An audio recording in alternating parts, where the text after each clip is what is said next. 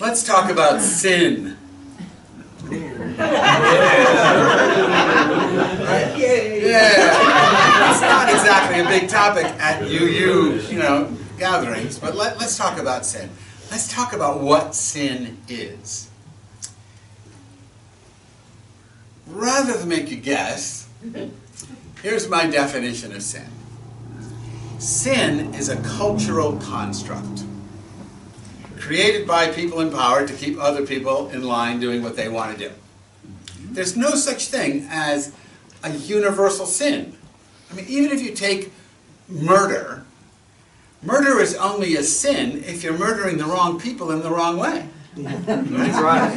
If you're murdering someone that the community or the state or whatever defines as someone who is murderable, then you murder them. And that's okay. I mean, we don't call it murder, we call it execution.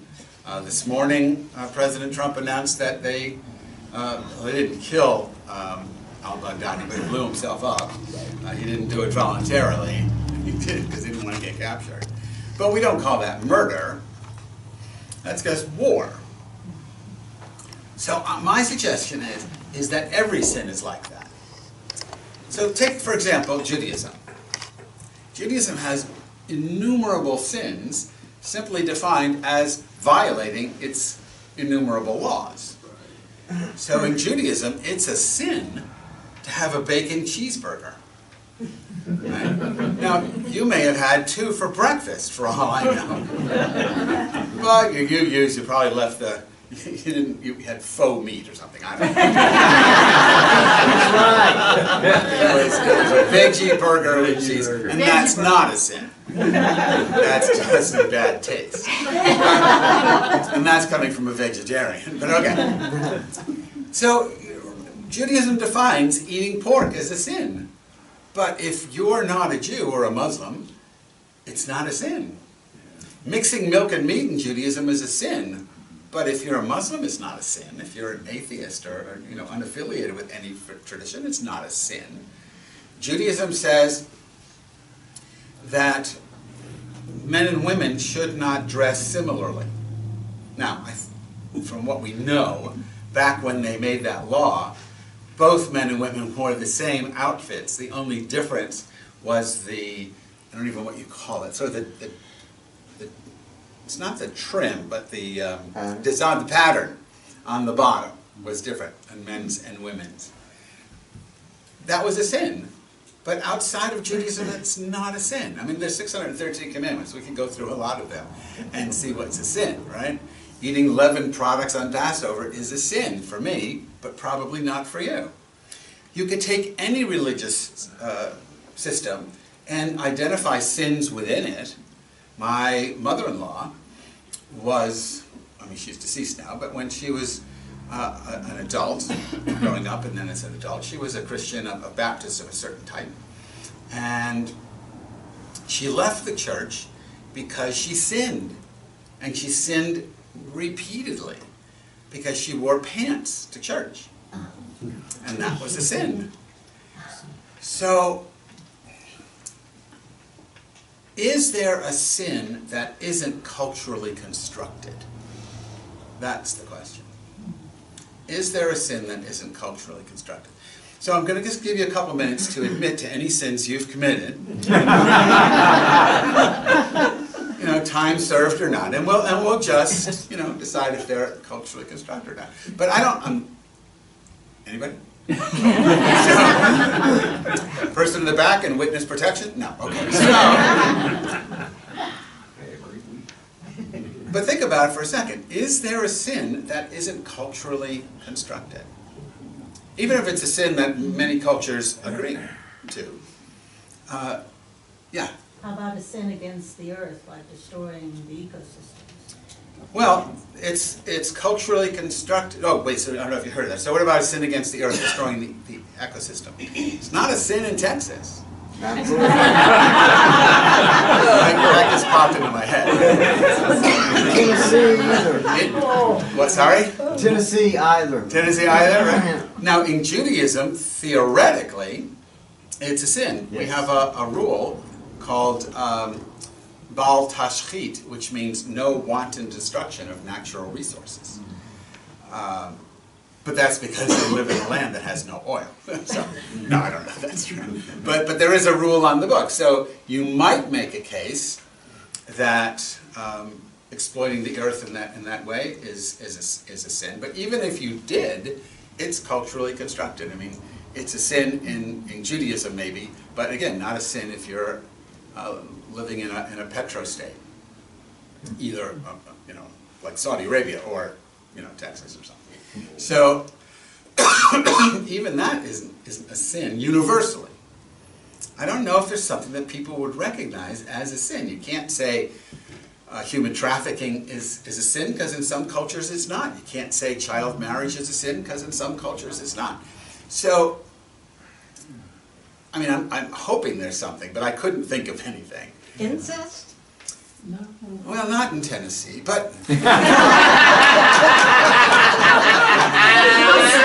I'm sorry, I meant Mississippi, but that's my elitist Massachusetts bias. So that's No, you're right. You're absolutely right. I'm right. Yeah. No, but that's interesting. I hadn't actually thought of incest. You've never met my sister, but it never occurred to me. But so maybe that is maybe kinship rules. Now that's interesting. Maybe kinship rules, because I wasn't thinking about those, are in fact sins. The Bible is loaded with those kinds of kinship sins. You can't marry, you can't have sex with your mother, you can't have sex with, because it's all men driven. So you can't have sex with your mother, you can't have sex with your sister, that kind of thing. So that I don't know enough to know if that's universal, but I suspect it probably is. Yeah, that's a good example. Well, how about against yourself? If you work against your own life and don't honor your own life? I don't think there's any... Is that a sin? I don't Anywhere in know, the but books? some people would call it a sin, yeah. Well, yeah, I mean, some people would call lots of things a sin, but is that one a formal sin? I don't know if it's on the books anywhere. Harry Carey. Well, Harry Carey is not a sin in places where suicide is It's not a sin. for shame is legal, is honored even. Yeah. Back to the incest thing, it's not a sin in some cultures, or previously in history, because, kings would marry cousins and such. Now that's further more distant than mothers and sisters, but, to keep the bloodlines pure. Yeah. The Yeah. Egyptians married their sisters. And the Egyptians married their sisters. Abraham calls Sarah sometimes his wife, sometimes his sister. So either that's a Freudian slip, or we don't know anything about his sister, or maybe, So, generally speaking, what I'm getting at is that sin is a construct. So maybe we can poke holes in it. I'm happy to do that in the conversation we'll have later. If sin is a construct, so let's just hold that in one box. Take another box. Is there, and if there is, what do you think it is there an essential human nature? A lot of people say, oh, people are intrinsically good, and then they get themselves in systems where they do bad things. Or you can get certain brands of Christianity which say, people are essentially evil, and that they have to be controlled in order to do good or to be good. What do you think? Is there an essential human nature, or is it, and I don't mean biologic, like we all have, birth, old age, and death, but, morally, is there a moral essence to us? Are we left to our own devices? Are we good?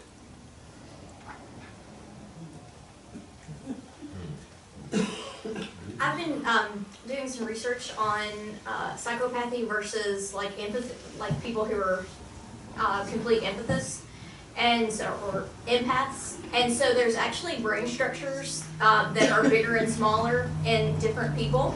And so I think that while we're neither born good nor bad, but biologically speaking, we have certain predispositions.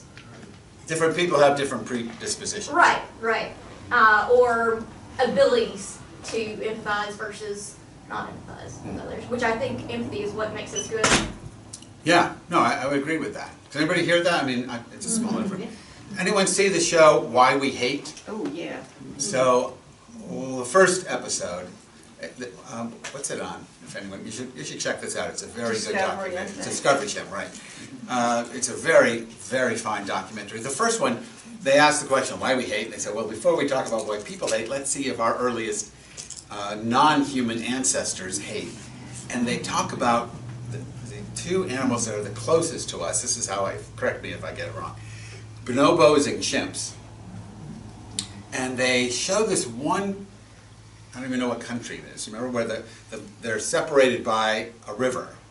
And the bonobos are in the south and the chimps are in the north side of the river. And in the north side of the river, it's very barren. And the south side is very lush.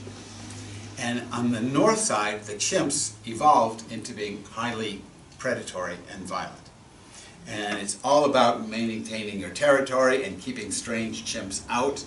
And they show you that what happens when there's a scent of a strange chimp, the male chimps, and these are small communities, the male chimps get in a line and they start stalking the other. And if they said if they find a mother and a baby, they'll kill the mother and eat the baby, or they'll kill the male.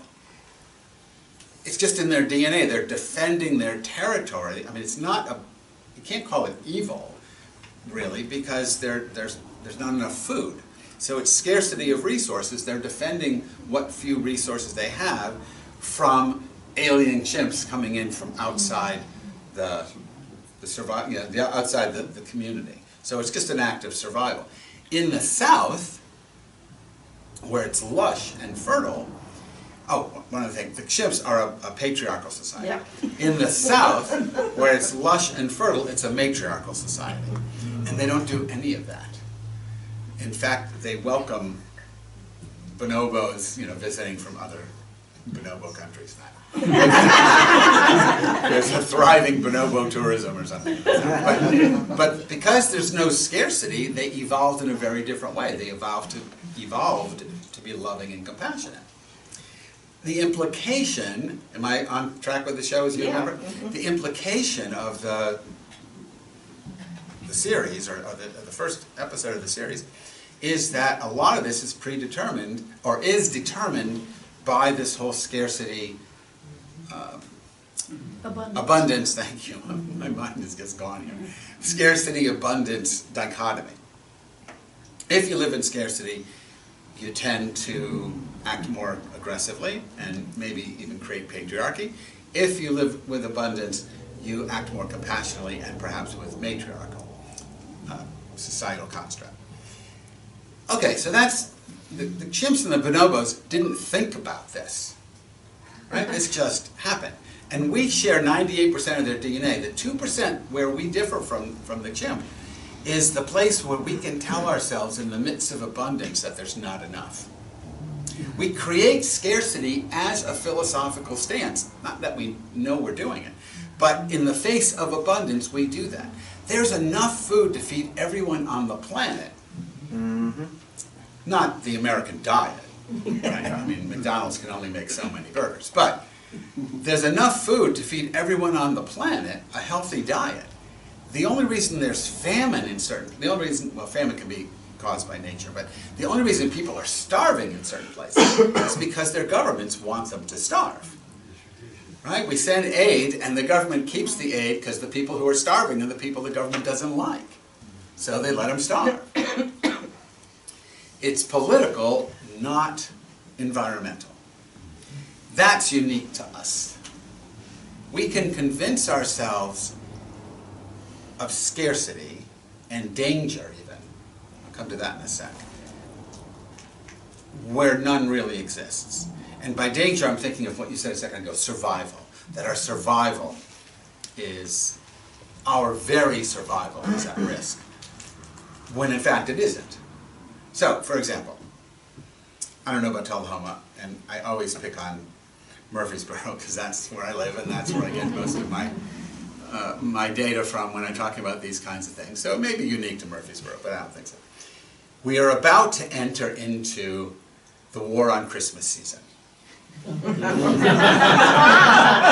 Right? It starts just after New Year's? Yeah, just after New Year's, no. Just after Halloween. And the war on Christmas is the fact that there's a war on Christmas here in America, and Christians are under siege, and it becomes most obvious when people are, can't say, well, some people probably believe forced to say Happy Holidays rather than Merry Christmas, where the culture is seen as being more inclusive, so you say Happy Holidays, which is still inclusive. The big holiday is Diwali, which in Hinduism, the big holiday now is Diwali. I think Diwali is this week or coming up shortly. And it's not Christmas time. But, you know, so if you say Happy Holiday, if it's not your holiday, you still feel left out if you want to feel left out. If that's what you want, then that's what you'll feel. But the idea that Christianity is under siege because people prefer to say Happy Holiday than Merry Christmas, that's a made-up thing. Yeah. I mean, America is not a Christian nation, but it is a nation of Christians. Right? Overwhelming number of people here are Christian. Now, the number is shrinking. Last week's Pew poll on religious identification shows that Christianity has fallen significantly in the last 10 years. I forget exactly the numbers, but if you were a Christian, if you were a pastor of a church identified as mainstream Christian, you might either see it in the pews or worry about it that it's, you know, this is a defection coming your way, you know, that people are leaving. And it's across the age range. It's not just young people, though it's highest among young people. But it's a significant drop. I think it was like 17%. I mean, that's a real drop. People no longer identifying, but don't hold me to that, you have to look it up. People no longer identifying as Christian.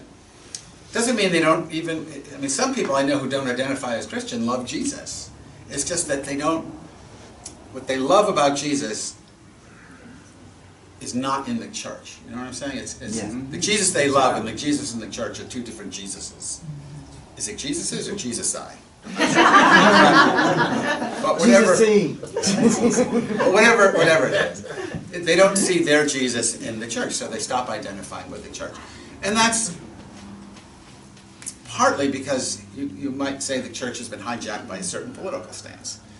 You know, certain kinds of churches have been hijacked by a certain kind of political stance, and so the Jesus of love and compassion, the Jesus of Matthew 25, what you do is the least of these, has nothing to do to the church.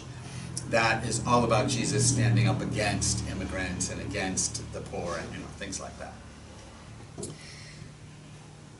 So if you're a contemporary American Christian, especially a contemporary American Christian leader, especially a contemporary American Christian leader with a microphone on TV or radio, you might feel legitimately, no, let me take that back. You might feel honestly, but not legitimately because the facts are against you, you might honestly feel that Christianity is under siege, that America is no longer, or is on its way to no longer being a Christian nation, even though it never was, but it's no longer, it's on its way to no longer being a nation dominated by Christians.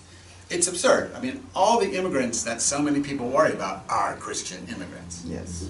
Right? It's not Jews trying to get in here so much.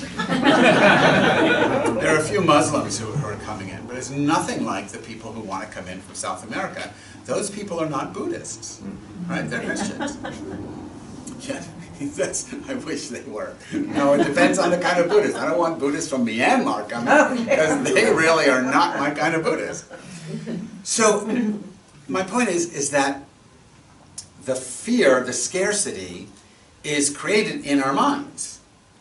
And then it becomes real because it's drilled into us through, you know, various media. And we become convinced that, in this case, the scarcity of Christians, or in some other cases the scarcity of food, or whatever it happens to be, is real. And then the only logical thing to do is to defend yourself against that, whatever it is you're defending yourself against. But it's manufactured. It's not real. It's manufactured.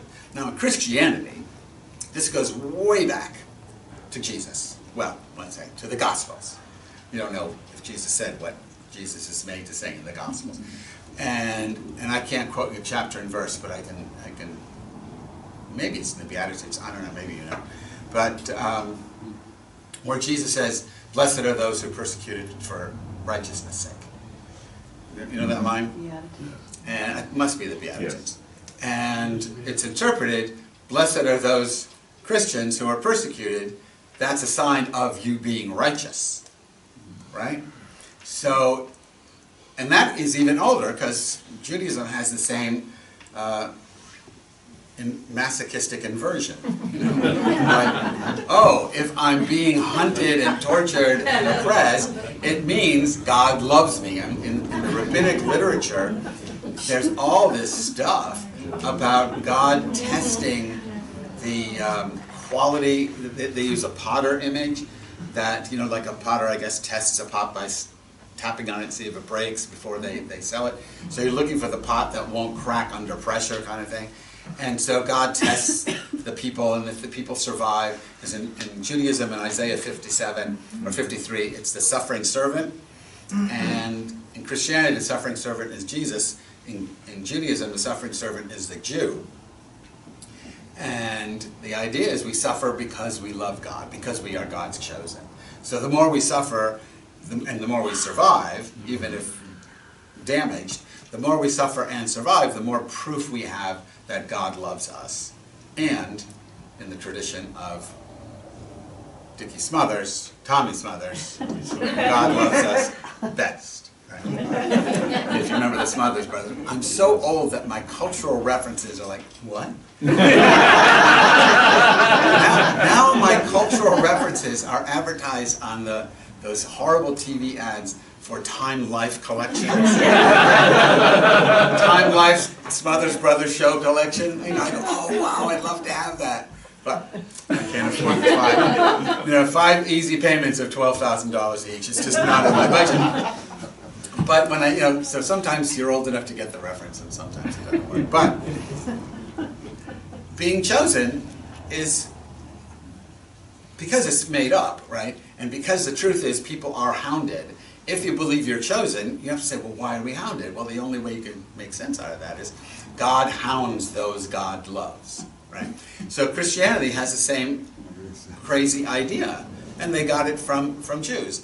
And the idea is that if we're not persecuted, we're not righteous, and therefore we're not deserving of Jesus. So there's a persecution complex built into the system. I need to be persecuted. If this kind of Christian, I'm looking for places to be persecuted so that I can say, oh God, you love me. That's I'm being persecuted by the evil ones. So when Christians are persecuted in other countries, it's a sign of God's favor.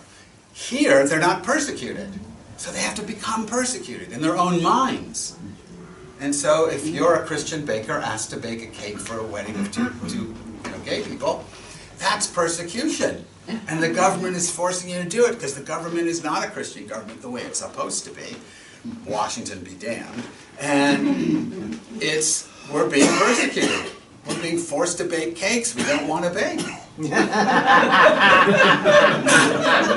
Honestly, I would imagine, I don't know this for a fact because I wasn't alive then, but I imagine if the Jews in Nazi Germany were told, you have a choice, you can be persecuted and killed in Auschwitz, or you can be persecuted and we're going to ask you to bake 11 cakes on Passover, or you're going to be forced to make ham and cheese sandwiches for people who want them. I think they would go, well, death. I'm sure there's some Jews who go, give me liberty or give me death, that kind of thing. Give me a ham and cheese free world or give me death. I'm sure there are people like that. But most people would be rational and say, no, you want your ham and cheese here, enjoy. Choke on it, that kind of thing.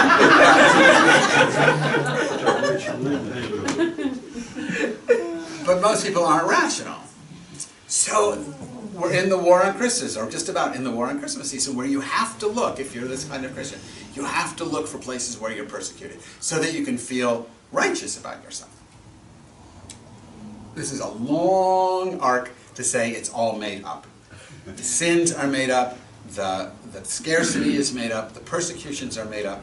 Now, there are places where there are real persecutions. Don't let me overstate the case. But what we're talking about is not true. So, that led to the question, is there an essential human nature?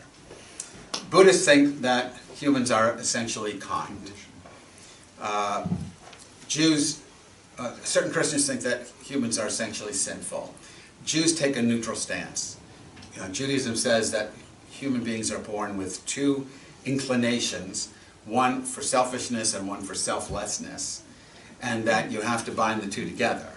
And they say in the rabbinic text from a couple thousand years ago, it says if you don't honor the selfish inclination, you'll never do anything in the ordinary world. You won't get married, you won't have kids, you won't have a business, you won't do anything, because you just want to be in the monastery, right? If you're without selfishness and self-concerning, you're only the other way, from the Jewish point of view, you're irrelevant. You're just going to go off in the mountain and meditate and do nothing for society. If you don't have the selfless aspect, and you only have the selfish, then you're just going to be abusive. Even if you do marry and have kids and run a business, your family life will be abusive and your business will be corrupt, and I mean, you might be president of the United States, but I don't know what your politics are, but I'm assuming that I can get away with that. So, anyway, I was talking about Bill Clinton. So those are the two things I want to hold in mind when I read you a text from the Taoist tradition. That's going to lead into the conversation afterwards. So, sin is manufactured. Is there an essential human nature? So this is chapter 38 from the Tao Te Ching. Tao Te Ching is the founding philosophical document of Taoism, written by the old man. That's what Lao Tzu means. It's not a name, it's a title. Lao Tzu was a contemporary, sort of the overlap with Confucius, and where Confucius was, we can make everything right by having proper relationships that are written out in rules.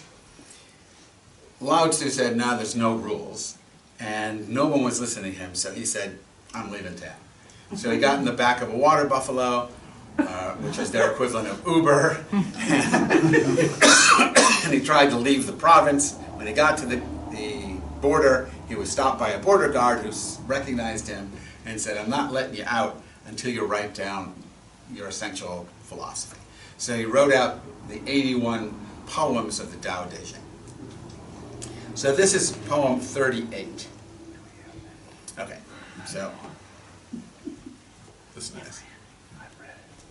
Truly good people are not aware of goodness. And that's why they're good. Foolish people try to be good, and that's why they're not. Wow. All right? Truly good people are not aware of goodness, and that's why they're good. Foolish people try to be good, and that's why they're not. Truly good people don't do anything special to be good, right? Yet nothing is left undone. Foolish people are always doing something to try to be good. Yet much remains to be done. When truly good people do something, I'm trying to work the English here, it's a little awkward. When truly good people do something, they do it completely. When foolish people do something, they do it, it's not Chinese, but half-assed. When disciplinarians do something and no one responds, they roll up their sleeves to enforce order. Therefore, when the Tao is lost, so the Tao is the natural flow of the universe. Yeah. When you're not in touch with Tao. When the Tao is lost, there is goodness. I put the emphasis in the wrong place. When the Tao is lost, then there's goodness. Goodness happens only when the Tao is lost. When goodness is lost, then there's kindness. When kindness is lost, then there's justice. When justice is lost, Then there's ritual. Now ritual is the husk of faith and loyalty and the beginning of confusion. Not Confucius, but confusion. So you hear what he's saying? When you're in touch with the Tao, everything goes the way it's supposed to go. When you're not in touch with the Tao, then you talk about being good. When you're not in touch with goodness, then you talk about being kind. When you're not in touch with kindness, then you talk about justice. When you're not in touch with justice, you create ritual ways of dealing with that. That's an attack on Confucian theory, because it's all ritual. So you create rituals. Just do this law, follow this rule, and that's all you have to do. But ritual is just the husk of true living, basically. Therefore, this is the end, therefore, the truly good people dwell on what is real and not what is on the surface. They dwell on the fruit and not the flower. Therefore, now this is addressed to us, it's not about the truly good. Therefore, accept the one, you and I should accept the one and reject the other. Accept the real and reject the surface. Accept the fruit and reject the flower. So I don't know if you got that. So here's a quick summary of what he's saying. If we don't know what's real, we make up all kinds of stuff. And we have a hierarchy of stuff that we make up. Starting with goodness, ending up with just law. If you're truly in touch with the Tao, you don't get distracted by surface things like scarcity and that kind of like sin. When you're truly in touch with the Tao, you get a call from AAA.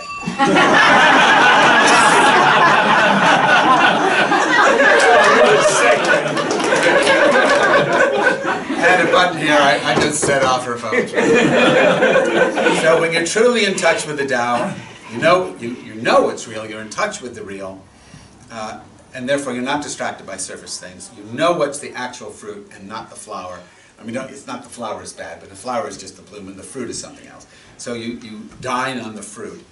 And therefore, those of us who are thinking about how we're supposed to live, focus on being real, rather than being trapped in the manufactured reality that's really just cultural construct. All right, so I'm leaving it open, because this is what I want to talk about. Is this true? Is this not true? Sometimes I think it's right, sometimes I think it's wrong. So we'll have this conversation later. Thank you. Thank you.